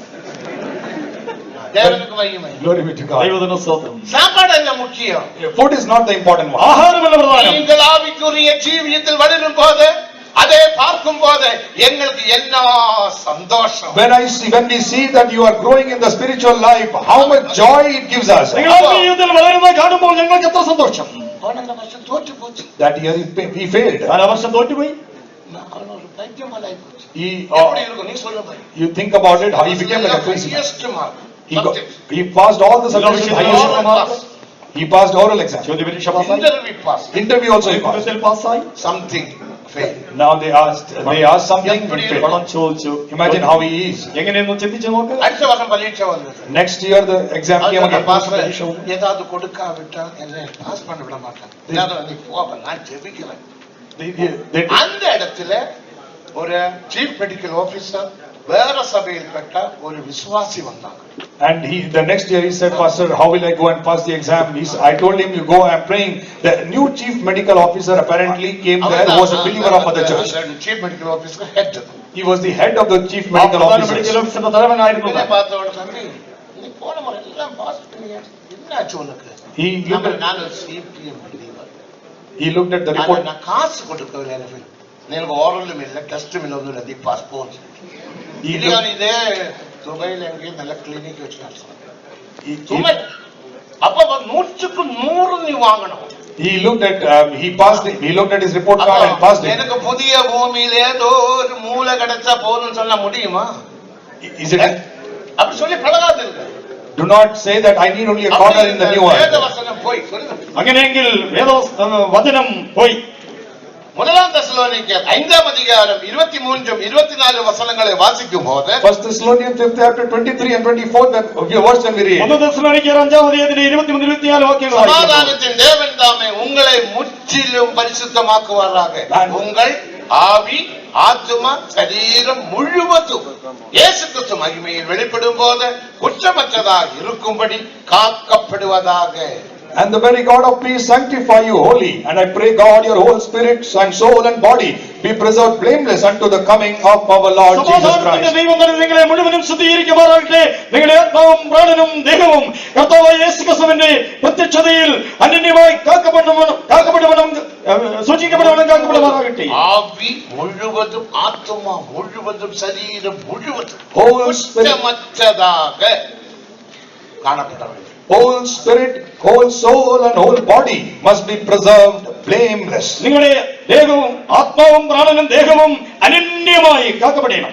அடுத்த வசனம் என்ன? Next verse what it says. അടുത്ത വാക്യം എന്ന് പറയുന്നു, அழைத்தவர் உண்மையுள்ளவர், அவர் அப்படி செய்வார். Faithful is he that calleth you, who also will do it. നിങ്ങളെ വിളിക്കുന്നവൻ വിശ്വസ്തനവൻ നിവർത്തിക്കും.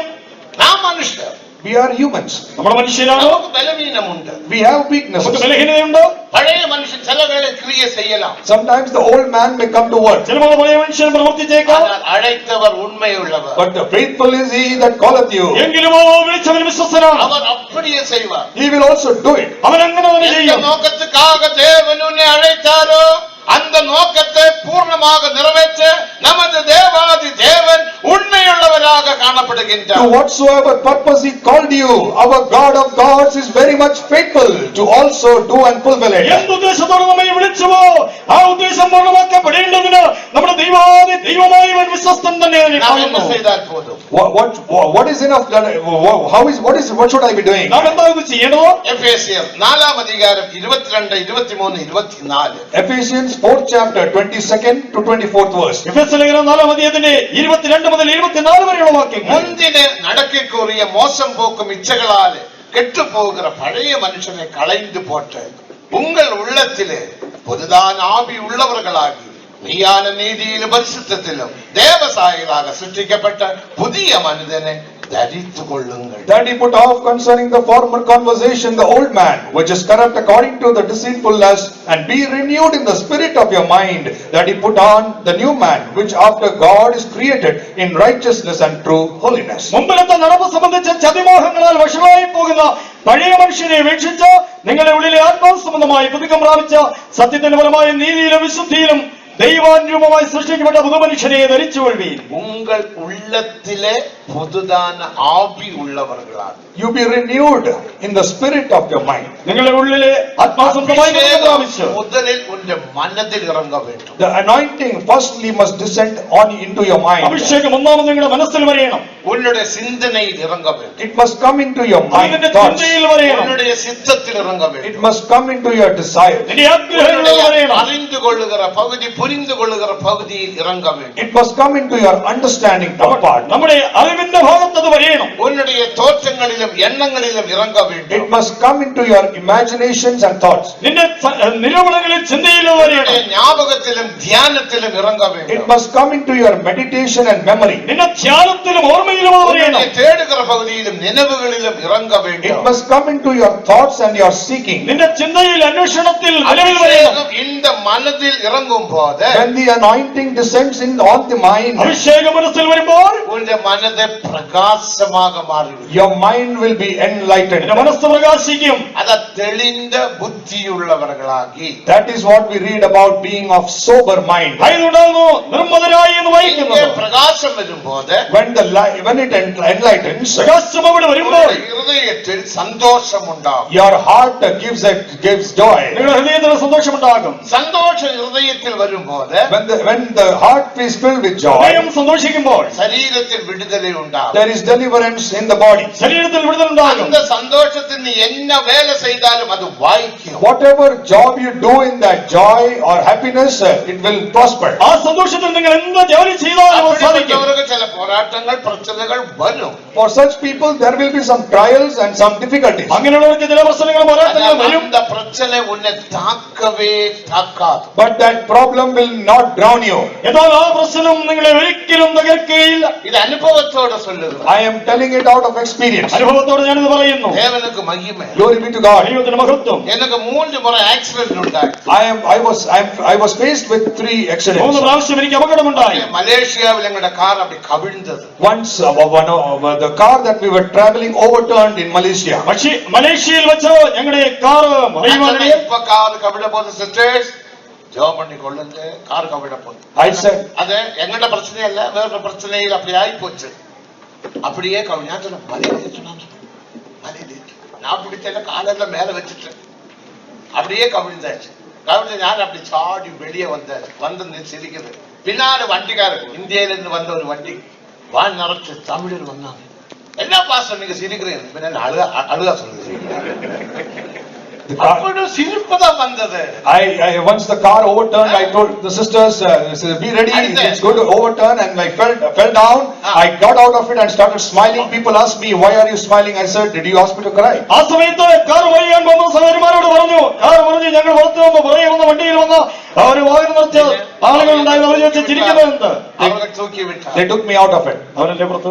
அடுத்த 2002 ஆண்டில் பாம்பேயில் செம்பூரில் ஒரு பயங்கர accident. And in the year of 2002 in Chembur in Bombay, I was met with an accident. 2002 ബോംബെയിൽ ചെമ്പൂരിൽ വെച്ച് വലിയ അപകടമുണ്ടായി. அப்படி ஷோல்டர் இறங்கி விட்டது. My right hand just got out of its place. വലത് കൈയുടെ ഷോൾഡർ ഇറങ്ങിപ്പോയി. சரீரத்தில் பல இடத்துல பல அடிகள், பல காயங்கள். And at the lower jaw and in many places in the body I was wounded. ശരീരത്തിന്റെ പല ഭാഗത്തും മുറിവുണ്ടായി. பாஸ்டர் அனிலுக்கு நெற்றி உடைஞ்சது. Pastor Anil's forehead was broken. Pastor അനിലിന്റെ നെറ്റി പൊട്ടി. பாஸ்டர் சந்திரசேகரന്റെ கால் உடைஞ்சது. Pastor Chandrasekhar's leg was turned pastor out. ചന്ദ്രശേഖരന്റെ കാൽ തിരിഞ്ഞു. பயங்கர accident. It was a major one. വലിയ അപകടമായിരുന്നു. நாங்க வெளியே வந்தோம். We came out. ഞങ്ങൾ പുറത്തു വന്നു. போலீஸ் எல்லாம் வந்தாங்க. The police arrived. പോലീസ് വന്നു. ஆஸ்பத்திரி போங்க, ஆஸ்பத்திரி. Let's go to hospital. ആശുപത്രി പോകാമെന്ന് പറഞ്ഞു. We told them we don't go. மராட்டியில அனில் பாஸ்டர் நான் சிரிச்சுட்டே இருந்தேன். I was smiling all the while. ഞാൻ ചിരിച്ചോണ്ടിരുന്നു. മറാഠിയിൽ അനിൽ പാസ്റ്റർ പറഞ്ഞു പോകുകയില്ല. அதான் ஒரு சிலர் கேட்கலாம், why are you laughing? Pastor, the police asked, why are you laughing? ആ പോലീസ് ചോദിച്ചു, നിങ്ങൾ എന്തിനു ചിരിക്കുന്നു? மராட்டியில எனக்கு மராட்டி தெரியாது, ஒரு டீம் தெரியாது. He was asking in Marathi, I didn't understand the ഞാൻ language. മറാഠിയിൽ ചോദിച്ചു, എനിക്ക് മറാഠി അറിയില്ലായിരുന്നു. சந்தோஷம். இந்த கை வர்றதுல பயங்கர பெயின் வேற. And my hand was paining. சந்தோஷம். കയ്യിൽ വലിയ വേദനയെങ്കിലും വലിയ സന്തോഷം. I was filled with joy. அந்த ஆள் நினைச்சாங்க, அந்த ஆளை பார்த்து இதை பரியாசம் பண்றாங்க. And மராட்டி தெரிஞ்சா தானே பரியாசம் பண்ண முடியும். they thought I was, ആ വ്യക്തി ചിന്തിച്ച് തന്നെ പരിഹസിക്കുന്നു. they thought that I was mocking at them. சொன்னார், But Anil Pastor said, pastor പറഞ്ഞു, அவர் அபிஷேகம் பெற்றவர். he is an Anointed man. anointed man. ഞാൻ അഭിഷേകം പ്രാപിച്ച വ്യക്തിയാണ്. ஆவியில் நிரம்புகிறாரு. He is filling in the spirit. ഞാൻ ആത്മാവിൽ നിറയുന്നു. அபிஷேகம் அவரை சிரிக்க வைக்குது. That anointing is making him laugh. or അഭിഷേകം smile. തന്നെ ചിരിപ്പിക്കുന്നു. அந்த ஆக்சிடென்ட், அந்த கை இறங்கி விட்டது, வலிக்குது. That- ஆனா அது ஒண்ணு உன்னை தாக்கவே தாக்காது. That hand got dislocated, Amen. but that could not drown you, that cannot ആ put you down. കൈയുടെ കുടവറ്റി അതൊന്നും നിന്നെ നശിപ്പിക്കുകയില്ല, തകർക്കുകയില്ല. கதையல்ல. These are not stories that I speak. കഥയല്ല. மூன்றாவது கோயம்புத்தூரில் நடந்தவங்களுக்கு எல்லாம் தெரியும். Thirdly, what happened in Coimbatore, you all know. ഒന്നാമത്തെ കോയമ്പത്തൂർ നടന്നത് നിങ്ങൾ അറിയുന്നല്ലോ. That day also I was smiling. അന്ന് ഞാൻ ചിരിച്ചുകൊണ്ടേയിരുന്നു. உடந்தது. My head got broken. തല പൊട്ടി. பயங்கர പ്രശ്നം. But it was a big trouble. വലിയ പ്രശ്നമായിരുന്നു. ഒരു വലിയില്ല. But no pain at all. വേദനയില്ല. കാരണം ദേവനുടെ അഭിഷേകം നമുക്കുൾ ഇരിക്കുമ്പോൾ എന്ത് വല്ലമേ ഉന്നെ താക്ക മുടിയും. Because when the Holy Spirit of God resides in you, no power can put you down. ദൈവത്തിന്റെ പരിശുദ്ധാത്മാവിന്റെ അഭിഷേകം നിങ്ങളിൽ ഇരിക്കുമ്പോൾ ഏത് ശക്തിക്കും നിങ്ങളെ തകർക്കാൻ കഴിയും. No weapon that is formed against you will prosper. നിനക്ക് വിരോധമായി ഉണ്ടാക്കുന്ന യാതൊരു ആയുധവും ഫലിക്കയില്ല.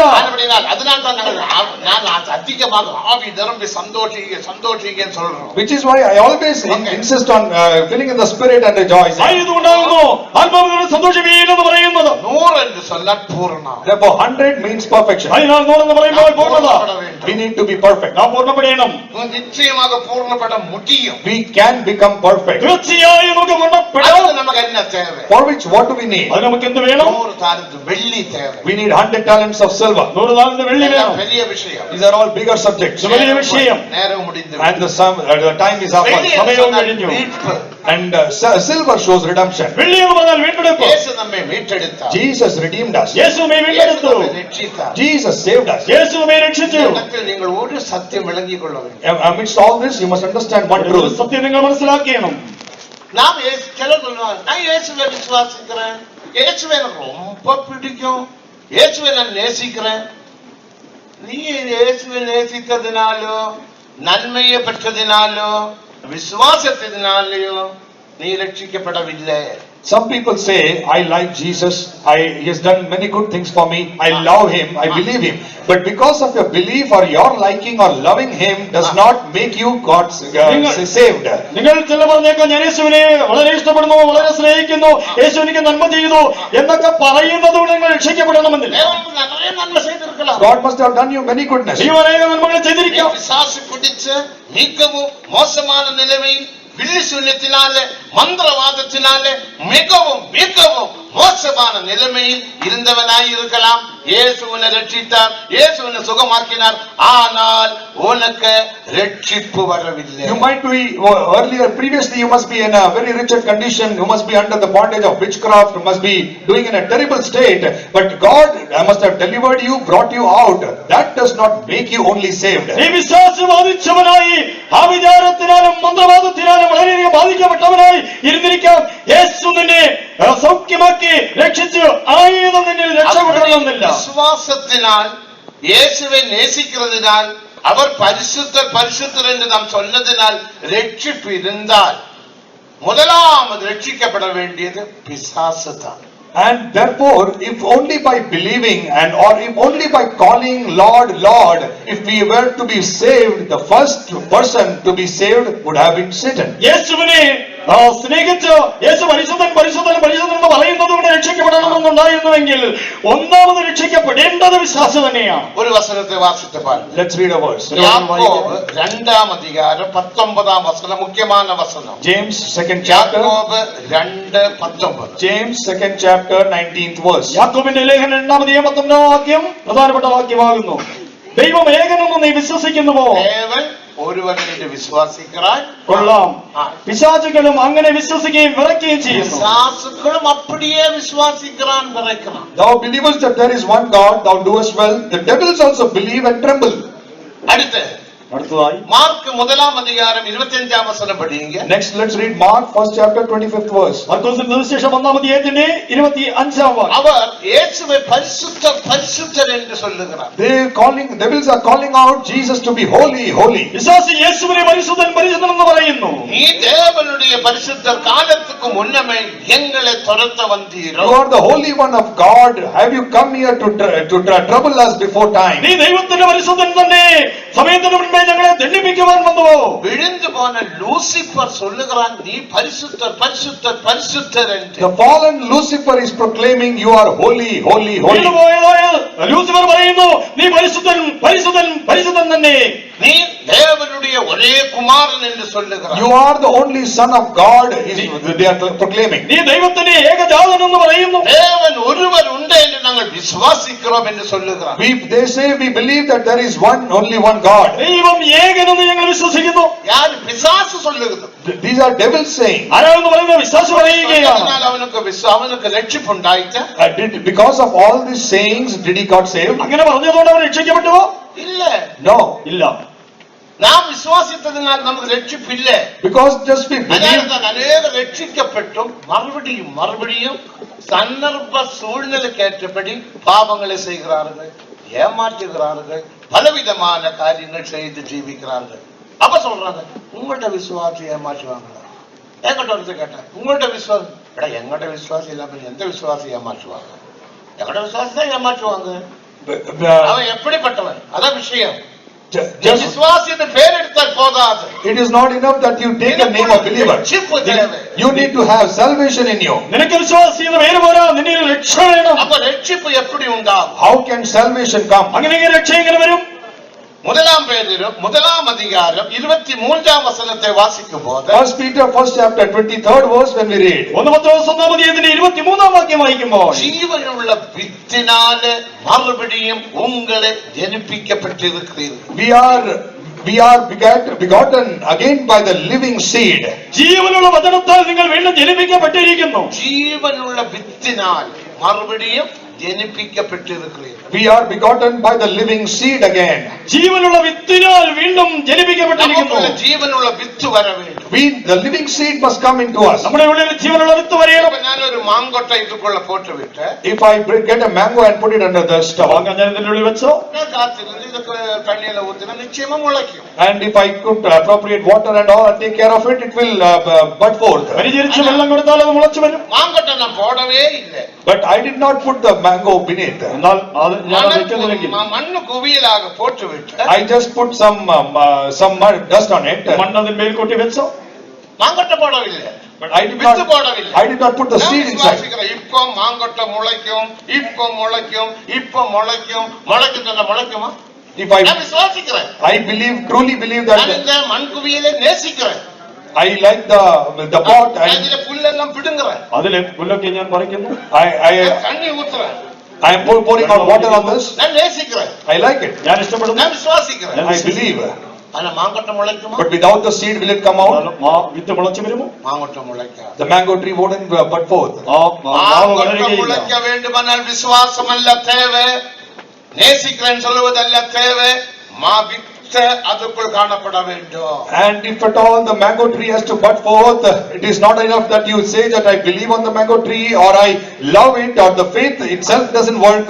There should be seed inside it. ഞാൻ വിശ്വസിക്കുന്നു സ്നേഹിക്കുന്നു എന്ന് പറയുകയല്ല, ആ മാവ് മുളച്ചു വരണമെങ്കിൽ അതിനുള്ളിൽ ആ വിത്ത് നമ്മൾ പറയണം. മാങ്കொட்ட അത് മുളച്ചാൽ என்ன അർത്ഥം? What does it mean when it buds forth? ആ മാവിന്റെ വിത്ത് മുളച്ചു വരണമെങ്കിൽ, முளைக்கும் போது, ஒரு வித்து முளைக்கும் போது, when a small shoot comes out, മുളയ്ക്കുമ്പോൾ அந்த மண்ணுக்கு ஒரு சின்ன வெடிப்பு உண்டாகும். there is a gap in that mud, ആ മണ്ണ് വെടിക്കുന്നു. அந்த அர்த்தம் முளைக்குது. which means it's going to bud. അതിന്റെ അർത്ഥം മുളച്ചു വരുന്നു. ஒரு வெடிப்பு உண்டாகும். Therefore there is a small gap created.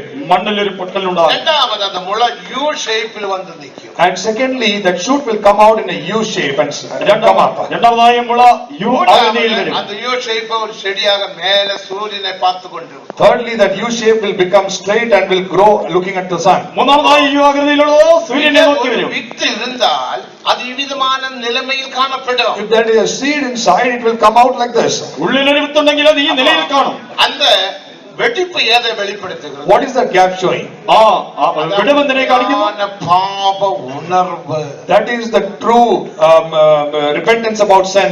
യഥാർത്ഥമായി പാപബോധത്തെ കാണിക്കുന്നു. தேவ வசனம் உனக்குள் கிரியை செய்தால் உனக்குள் ஒரு வெடிப்பாகிய பாப உணர்வு உண்டாகும். And if at all the word of God works in your life, you will have a real conviction of sin. ദൈവത്തിന്റെ വചനം നിന്റെ ഉള്ളിലുണ്ടെങ്കിൽ യഥാർത്ഥമായ ഒരു പാപബോധം നിന്നിൽ ഉണ്ടാകും. இரண்டாவது അത് യു ഷേപ്പിൽ വന്ന് നിൽക്കും. Secondly, it comes and stands as a U അത് shape. മനസ്താപത്തെ വെളിപ്പെടുത്തുகிறது. That shows about our repentance. അത് നമ്മുടെ മനസ്താപത്തെ കാണിക്കുന്നു. മൂന്നാമത് നിമിർന്ന് നിൽക്കും. Thirdly, it stands upright. മൂന്നാമത് നിവരെ നിൽക്കും. അത് നമ്മുടെ അറിക്കയെ വെളിപ്പെടുത്തും. That shows our confession. അത് നമ്മുടെ ഏറ്റുപറച്ചിലെ കാണിക്കുന്നു. വളരും. Fourthly, growth. നാലാമത് വളരും. അത് നമ്മുടെ ഉപ്രവാകുതലെ വെളിപ്പെടുത്തും. That shows our അത് reconciliation. നമ്മുടെ നിരപ്പാകലിനെ കാണിക്കുന്നു. ദേവനക്ക് ഇതാ രക്ഷിപ്പ്. This is salvation. ഇതാവുന്ന രക്ഷ. ഇതാ രക്ഷിപ്പിന്റെ അനുഭവം. These are the experiences of ഇതാവുന്ന salvation. രക്ഷയുടെ അനുഭവം. ഇപ്പോൾ നിങ്ങൾക്കുള്ളത് പാപ ഉണർവുണ്ട്. Do you have the conviction of sin right now in you? പാപബോധം ഇപ്പോൾ നിങ്ങളിൽ ഉണ്ടോ? ദേവനക്ക് മഹിമ. Glory be to God. ദൈവത്തിന് മഹത്വം. ഒരുവരോട് ഒരുവർ ഏതാவது പ്രശ്നം വന്നാൽ ഉടനെ പാപം ഉണർത്തപ്പെട്ടു പോയി മன்னிப்பு കേൾക്കും. അതാ പാപ ഉണർവ്. If there is a problem with one with another, immediately they will go and ask, confess one to another and get reconciled. That is the conviction of sin. തമ്മിൽ എന്തെങ്കിലും പ്രശ്നം ഉണ്ടായിക്കഴിഞ്ഞാൽ പാപബോധം ഉണ്ടായിട്ടോ ഓടിച്ചെന്ന് അനുഭവിക്കും. Immediately they will repent. ഉടനെ അനുതാപം ഉണ്ടാകും. Immediately they will confess. ഏറ്റു പറയും. ഒരു മണി നേരം കൊണ്ട് മனைவிக்கும் പുരുഷനുக்கும் பேசாமல் இருக்க முடியாது. There cannot be an hour that goes by without the husband and wife speaking to each other. ഒരു മണിക്കൂർ പോലും ഭാര്യയും ഭർത്താവിനും സംസാരിക്കാനും കഴിയില്ല. പുരുഷൻ ഹോട്ടലിൽ സാപ്പിടുന്ന മனைவி വേற എங்கയോ സാപ്പിടുന്നു. In some places husbands ஒரே have வீட்டில் தங்குறாங்க. They- ஆபோசனம் எடுக்கறாங்க. நான் கேட்டேன், நீங்க ஆபோசனம் எடுத்தீங்க தானே? உங்க நடுவுக்கு பேச்சு இருக்கா? நான் பேச மாட்டேன். நீ எதுக்கு ஆபோசனம் எடுத்தீங்க? என்ன இது? in some places husband and wife. பாவ உணர்வில்ல, மனஸ்தாபம் இல்ல, அறிக்கையிடுவதில்ல, உப்புரவாகுதில்ல. இப்ப பறக்கும் என்று சொல்லிட்டு இருக்கோம். எங்க பறக்க போகுது? There is no எங்க conviction. பறக்க போகுது? There is இது no. ஒண்ணு ரட்சிப்பல்ல. This is not what இதெல்லாம் salvation നമ്മുടെ is. பின்மாற்றத்தை வெளிப்படுத்துது. This is showing backsliding. പിന്മാറ്റത്തെ കാണിക്കുന്നു. உண்மையாக விதை உனக்குள் இருந்தால், வித்தை இருந்தால், வசனம் இருந்தால், If there is true word as a seed in you, തീർച്ചയായും ദൈവവചനം ആ വിത്തിന്റെ ഉള്ളിൽ ഉണ്ടെങ്കിൽ மரணம் வரைக்கும் உனக்குள்ள பாவ உணர்வு அந்த அனுபவம் உண்டாயிக்கொண்டே இருக்கும். the conviction within you will always be there until death. അനുമരണം വരെയും ആ പാപബോധം നിന്നിൽ ഉണ്ടാകും. நீ எப்போது மனஸ்தாபப்படுவாய். You will always keep on repenting. നീ എപ്പോഴും അനുഭവിച്ചുകൊണ്ടിരിക്കും. மனைவிக்கு புருஷனுக்கும் சில பிரச்சனை, நமக்கு எல்லாருக்கும் சில பிரச்சனைகள் வரலாம். We all can have different problems between husband and wife also. നമുക്ക് എല്ലാവർക്കും തന്നെയും ഭാര്യ ഭർത്താക്കന്മാർക്കും ചില പ്രശ്നങ്ങൾ ഉണ്ടാകാം. தேவனுக்கு மகிமை. Glory be to God. ദൈവത്തിന് മഹത്വം. மனஸ்தாபப்பட்டு அறிக்கை செய்யும். Immediately we need to repent and confess. അനുഭവിച്ച് പെട്ടെന്ന് ഏറ്റുപറയണം. உப்புரவாகும். Need to be reconciled. നാം നിരപ്പായി മാറും. தேவனுக்கு மகிமை. Glory be to God. ദൈവത്തിന് മഹത്വം. உப்புரவான பிற்பாடு After getting reconciled, നിരപ്പായ ശേഷം தேவன் நம்மை நீதிகரிப்பார். God will justify us. ദൈവം നമ്മെ നീതീകരിക്കും. நீதிகரிப்புன்னு சொல்ற அர்த்தம் என்ன? What do we mean by justification? നീതീകരിക്കുക എന്ന് പറഞ്ഞാൽ അർത്ഥമെന്തോ? இப்போ ஒரு பேப்பர் என்று வைத்துக் கொள்ளுங்க. Imagine a paper. പേപ്പർ ഒന്ന് എടുക്കുക. இந்த பேப்பர்ல நான் ஒரு குத்து குத்தினா ஒரு ஓட்டை வரும். If I put a hole in this paper, ഈ പേപ്പർ ഞാൻ കുത്തിയാൽ ഒരു കിഴുത്ത ഉണ്ടാകും. தேவனுக்கு மகிமை. glory be to God. ദൈവത്തിന് മഹത്വം. அப்ப நாம் எல்லாரும் அந்த ஓட்டை பார்க்கிறோம். Everybody will be looking at the hole. എല്ലാവരും ആ സുഷിരം നോക്കും. இது ஒரு கரை தான். Now this is a stain. அல்லது ஒரு மச்சி இங்க போட்டு விட்டா ஒரு ஸ்பாட் இருக்கும். Or if ஒரு கரை இருக்கும். or imagine a stain on this paper. മഷി തൊട്ട് കഴിഞ്ഞാൽ അവിടെ ഒരു പാട് വീഴും. தேவனுக்கு மகிமை. Glory be to God. ദൈവത്തിന് മഹത്വം. ஆனால் நாம் சில கழுகி இந்த மச்சியை மாற்றலாம். I can try and wash ஆனா it. அங்க ஸ்பாட் இருக்கும். I can try and wash the stain off, but there still will be some spots. நீதிகரித்தல் என்று சொன்னால் By justification it would be. நான் உன்னை நீதிகரித்தேன் என்று ஆண்டவர் சொல்லும்போது When the Lord says, I have justified you, കർത്താവ് ഞാൻ നിന്നെ നീതീകരിച്ചെന്ന് പറയുമ്പോൾ ஹோலும் கூட உன்னுடைய வாழ்க்கையில் இருக்கவே இருக்காது. this hole that was there in your life wouldn't be there anymore. ഈ സുഷിരം പോലെ നിന്റെ ജീവിതത്തിൽ കാണുകയേ இந்த ഇല്ല. கரை உன்னுடைய ஜீவியத்தில் இருக்கவே இருக்காது. அதான் நீதிகரித்தல். This stain also that is there in your life wouldn't be there anymore. That is called ഈ justification. കറവ് നിന്റെ ജീവിതത്തിൽ ഇനിമേൽ കാണുകയില്ല. അതാവുന്നു നീതീകരണം. தமிழ் பாட்டுல ஒரு பாட்டுண்டு, இந்த பாவத்தை சமுத்திரத்தின் அடியில் கூட போய் நீ தேடினாலும் உன்னால பார்க்க முடியாது. There is an old Tamil song that says, if you try to search this old sin in your under the ocean, you won't be able to find it. തമിഴിൽ ഒരു പഴയ പാട്ടിൽ ഇങ്ങനെ പറയുന്നു, ഈ പാപത്തെ സമുദ്രത്തിന്റെ അടിത്തട്ടിൽ പോയി നോക്കിയാലും നിനക്ക് നീ കാണുവാൻ സാധ്യമല്ല. அந்த ஹோலும் கூட இருக்காது. That hole which was there wouldn't be there anymore. ആ സുഷിരവും ഇനി അവിടെ കാണുകയില്ല. தேவனுக்கு மகிமை. Glory be to God. ദൈവത്തിന് മഹത്വം. அதான் தேவனால் உண்டாகும் நீதிகரித்தல். That is God's justification. അതാവുന്നു ദൈവത്താൽ വരുന്ന നീതീകരണം. நீதிமான். That is righteous man. അതാവുന്നു നീതിമാൻ. இப்படிப்பட்டவர்களாய் இருந்தீர்கள். If you are accordingly, നിങ്ങൾ ഇങ്ങനെയുള്ളവരായിരുന്നു. ஆகிலும் இயேசுவின் நாமத்தினாலும் by the name of Jesus, ഇങ്ങനെ യേശുവിന്റെ നാമത്തിനാലും அவருடைய ஆவியின் ആവിയിനാലും by his spirit, തന്റെ ആത്മാവിനാലും കഴുകപ്പെട്ടീர்கள், by ye are washed, കഴുകൽ പ്രാപിച്ചു, നീതിമാன்களாக்கப்பட்டீர்கள், ye are turned as righteousness, നീതിമാന്മാരാക്കപ്പെട്ടു, പരിശുദ്ധവാன்களாக்கப்பட்டீர்கள், and are become holy men. നിങ്ങൾ വിശുദ്ധന്മാരാക്കപ്പെട്ടു, നീതിമാன்களாக்கப்பட்டீர்கள். You are become righteous. നിങ്ങൾ നീതിമാന്മാരാക്കപ്പെട്ടു. தேவனுக்கு மகிமை. Glory be to God. ദൈവത്തിന് മഹത്വം. அதுக்கப்புறம் நாம் எப்படி ஜீவிக்கணும்? After which, how should we live? അതിനുശേഷം നാം എങ്ങനെ ജീവിക്കണം? பரிசுத்தராக ஜீவிக்கணும். We need to live as holy people. അവിശുദ്ധരായി ജീവിക്കണം. பெற்று ஜீவிக்கணும். We need to be living separated life. വേർപാടനുഷ്ഠിച്ച് ജീവിക്കണം. അനുഭവങ്ങൾ എല്ലാം 100க்கு 100 അനുഭവം தேவை. These are the experiences, and we need to have 100 out of 100 of ഈ these അനുഭവങ്ങളിൽ experiences.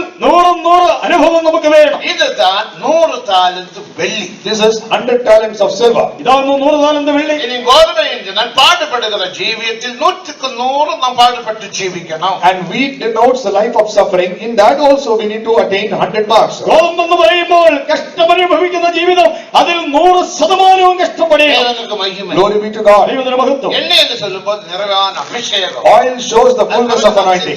എന്നെ എന്ന് പറയുമ്പോൾ നിറഞ്ഞ അഭിഷേകം. ஆகையால் இது நாம் 100க்கு 100 நம்முடைய வாழ்க்கையில் இராவிட்டால் If we do not have 100 upon 100 in our life, ഇത് 100% നമ്മുടെ ജീവിതത്തിൽ ഇല്ലെങ്കിൽ ஓடினதும் பிரயாசப்பட்டதும் வீணாய் விடும். how much ever we labored and we ran, it will be in vain. ഓടിയോ ദ്വാരിച്ചത് വൃഥാവായിത്തീരും. பிலிப்பியர் 2ஆம் அதிகாரம் 14, 15, 16 வசனங்களில் என்ன வாசிக்கிறோம்? Philippians 2:14 to 16, what do we read? நீங்கள் ஓடினதும் பிரயாசப்பட்டதும் வீணாகாது படிக்க கிறிஸ்துவின் நாளில் புகழ்ச்சி உண்டாக തുടവുകളെ പോലെ പ്രകാശിക്കുന്ന നിങ്ങൾ കോണലും മാർവാടുവാന സന്തതിயின் നടുവിലെ കുറ്റമറ്റവരും ഖണ്ഡിക്കപ്പെടാത്തവരും മാസറ്റ പിള്ളകളുമായി ഇരുപ്പതർക്ക് എല്ലാവற்றையும் മുറുമുറുപ്പില്ലാമലും തർക്കിപ്പില്ലാമലും ചെയ്യുന്നു. Do all things without murmurings and disputings, that ye may be blameless and harmless, the sons of God without rebuke, in the midst of a crooked and perverse nation, among whom ye shine as lights in the world, holding forth the word of life, that I may rejoice in the day of Christ, that I may not run in vain, neither labored in vain. ഭക്തയും കോട്ടവുമുള്ള തലമുറയുടെ നടുവിൽ നിങ്ങൾ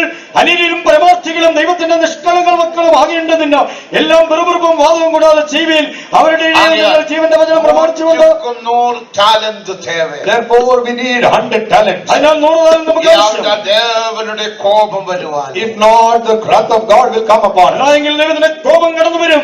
നമ്മുടെ வாழ்க்கைയിൽ പിന്മാറ്റമുണ്ടാകും. or else we will backslide in our life. അല്ലെങ്കിൽ നമ്മുടെ ജീവിതത്തിൽ പിന്മാറ്റം വരും. வாழ்க்கையில் உண்மையான சந்தோஷம் இல்லாமல் சமாதானம் இல்லாத நிலைமை காணப்படும். Without happiness, without peace in our life will be found. ശരിയായ സന്തോഷവും സമാധാനവും നമ്മിൽ കാണാതെ വരും. വിശ്വാസികൾ சொல்லுகிறார், Some believers say, ചില വിശ്വാസികൾ പറയും, சொல்லுகிறார், and some workers also, ചില ശുശ്രൂഷകർ പറയും, വിശ്വാസിയാനാൽ എനിക്കൊരു സന്തോഷമില്ല, സമാധാനമില്ല, എഴുത്തിൻപടി ഒരു മുന്നേറ്റമില്ല. I have been a believer so many years, but I do not have a true happiness and joy. There is no literal growth in my life. ഇത്ര വർഷമായി വിശ്വാസികളായിരിക്കുന്നു, യാതൊരു സന്തോഷ സമാധാനമോ അക്ഷരികമായ ഒരു മുന്നേറ്റമില്ല. But what does God say? പക്ഷേ ദൈവം എന്ന് പറയുന്നു, 3 യോഹന്നാൻ 2ആം വചനത്തിൻപടി, 3 John 2nd verse. பிரியமானவனே, உன் ஆத்துமா வாழ்கிறது போல நீ எல்லாவற்றிலேயும் வாழ்ந்து சுகமாய் இருக்க வேண்டும். Beloved, I wish that above all things that thou mayest prosper and be in health, even as thy soul prospereth. പ്രിയനേ, നിന്റെ ആത്മാവ് ശുഭമായിരിക്കുന്ന പോലെ നീ സകലത്തിന് ശുഭമായി സുഖമായും ഇരിക്കണം. അതുപടി നാം 100க்கு 100 അനുഭവമുള്ളവരാകുമ്പടി നമ്മുടെ ആവി ആത്മ ശരീരത്തെ ദേവകരത്തിൽ ഒപ്പടയിപ്പോൾ. Therefore, in order that we may experience 100 upon 100, let us surrender our bodies. അതിനാൽ 100ൽ 100 അനുഭവമുള്ളവരായിരിക്കേണ്ടതിന് നമ്മുടെ ദേഹാത്മതകളെ ദൈവകരങ്ങളിൽ സമർപ്പിക്കാം. എല്ലാവരും 2 നിമിഷം ആവിയിൽ നിറമ്പി இந்த கூட்டத்தை முடிப்போமா? Let us all for 2 minutes fill in the spirit and come through the meeting. 2 നിമിഷം ആത്മാവിൽ നിറഞ്ഞുകൊണ്ട് ஒப்புக்கொடுக்கிறீர்களோ அவர் மேல் தேவனுடைய வல்லமையின் அபிஷேகம் இப்போது இறங்க போகிறது. For all the surrendered ones, the Spirit of the Lord is going to descend upon them right now.